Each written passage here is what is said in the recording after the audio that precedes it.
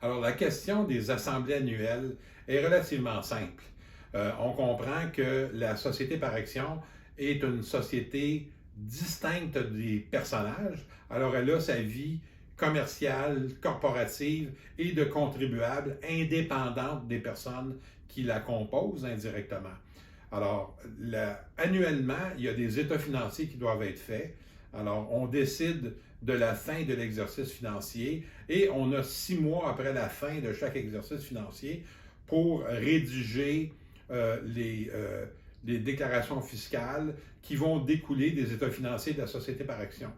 Et pour rendre officiels les états financiers, il faut que ça soit adopté par le conseil d'administration, donc les dirigeants, les administrateurs plutôt, et il faut que ça soit ratifié par les actionnaire.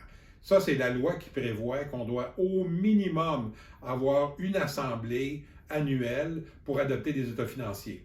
Alors ça, c'est prescrit par la loi, c'est obligatoire et c'est à l'occasion de cette réunion-là qu'on va déclarer des dividendes si jamais on en a à déclarer. Très important de faire nos assemblées annuelles et de mettre nos résolutions de déclaration de dividendes puisque le traitement fiscal des dividendes est très avantageux.